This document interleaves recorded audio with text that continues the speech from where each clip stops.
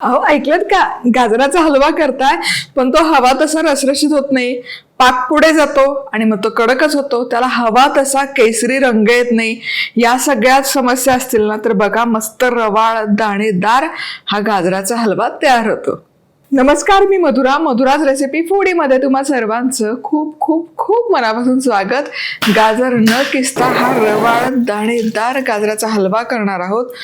तर अशाच नव्या कोऱ्या करकरीत रेसिपीसाठी मधुराज रेसिपी फूडीला पटाकन सबस्क्राईब करा. तर करायचं काय, इथे किलोभर गाजर मी घेतलेत.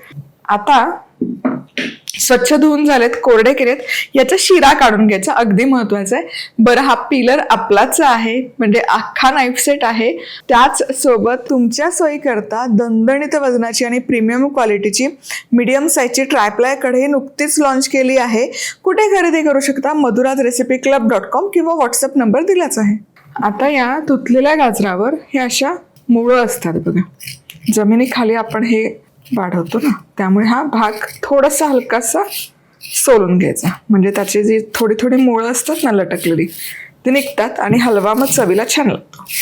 शक्यतो या शिरा ठेवू नका, काय होतं ना, मग हलवा खाताना ते दाताखाली शिरा आल्या की छान नाही लागत. त्यामुळे हे असं सोलून घ्यायचं गाजर. ही सुरी, चॉपिंग बोर्ड हे देखील आपलंच आहे.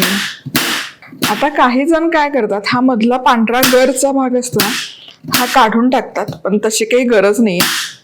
त्याने असं काही विशेष चवीत फरक नाही पडत, त्यामुळे तो भाग ठेवला तरी काही हरकत नाही. हा भाग काही जण काढून टाकतात. गाजरचे इथे सगळे छान छान लहान लहान पीसेस तयार आहेत. आता किसायचं नाही, मग करायचं काय, मिक्सरच्या भांड्यामध्ये घ्यायचं. सगळ्यात मोठं जे मिक्सरचं भांडं असतं ना, त्यामध्ये घ्यायचं. खूप नका भरू मिक्सरचं भांडं, अर्ध्याला थोडं कमीच भरा, कारण ते फिरलं पाहिजे की नाही मिक्सरमध्ये. आता फक्त पल्स करा आणि मिक्सरला बारीक करून घ्या. एकसारखं नका फिरू, पल्स करत करत फिरवा.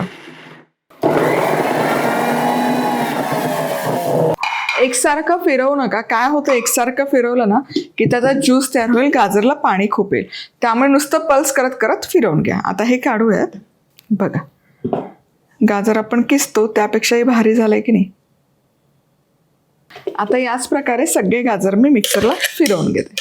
गाजर सगळं आपलं किसून झालंय. आता हलवा तयार करूयात. तर 3-4 चमचे साजूक तुपावर गाजर परतून घेतलं ना की त्याला इतका सुरेख रंग येतो, तुम्हाला सांगते. आता यामध्ये सुकामेवा, 10-12 काजू आणि 10-12 बदाम मिसळून घ्यायचे. सुकामेवा नाही घातला तरी काही हरकत नाही, पण आमच्याकडे आवडतो म्हणून घालते. चला, सुकामेवा छान तळून झाला बघा, हलकासा सोनेरी रंग यायला सुरुवात झाली. आता यामध्ये हे किसलेलं गाजर,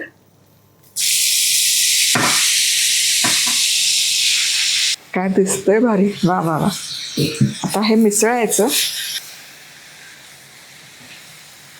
किमान एक 2 ते 3 मिनिटं तरी तुपावर असं परतून घ्यायचं.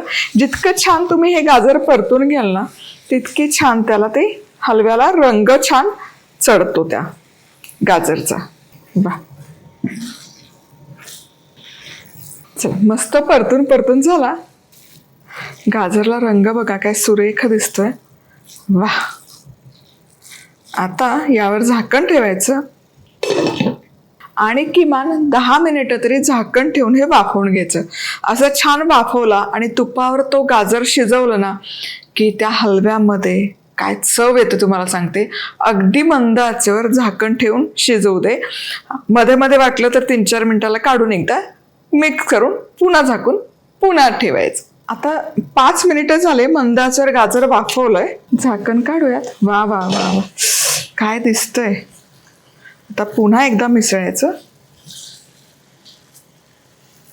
पुन्हा झाकण ठेवायचं आणि आणखी 5 मिनिटं वाफवून घेते.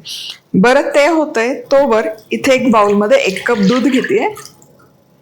यामध्ये अर्धा कप मिल्क पावडर हे मिसळून घेऊया. गुठळ्या नाही ठेवायच्या मिल्क पावडरच्या.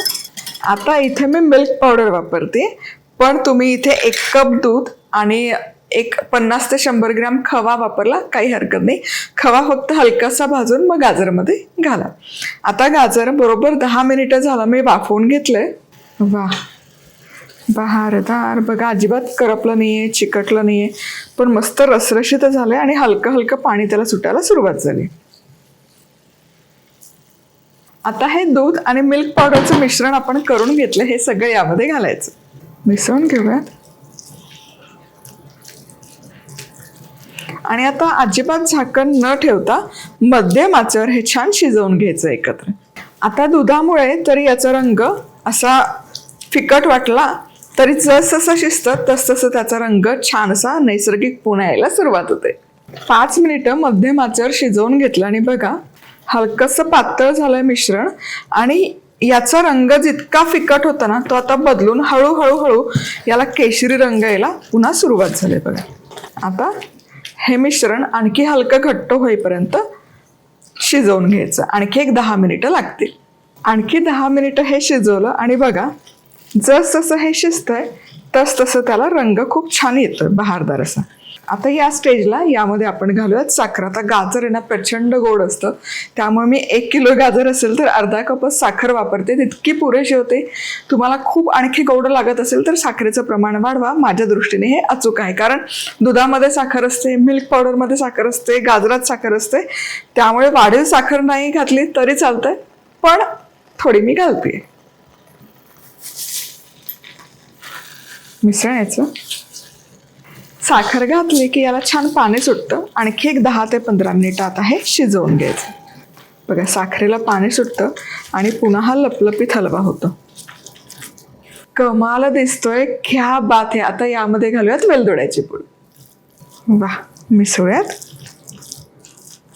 चला आता बरोबर 10 मिनिटं साखर टाकल्यावरही 10 ते 15 मिनिटं हलवा शिजवला आणि बघा यातलं पाणी जवळपास कमी झालंय, पण रसरशीत आहे हलवा आणि छान शिजलं, त्यामुळे रंग पण बघा मस्त आलाय.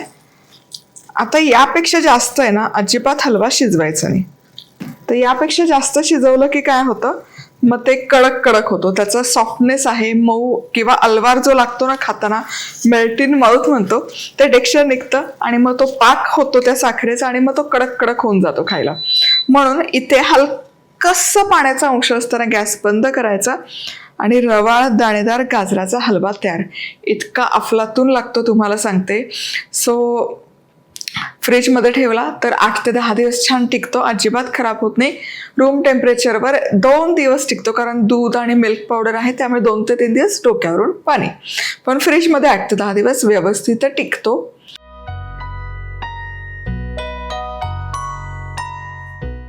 रेसिपी आवडली तर जाता जाता लाईक, कमेंट, सबस्क्राईब पुन्हा भेटूयात. तोवर मस्त राहा, खुश राहा, आनंदी राहा, सगळ्यात महत्त्वाचं खात राहा.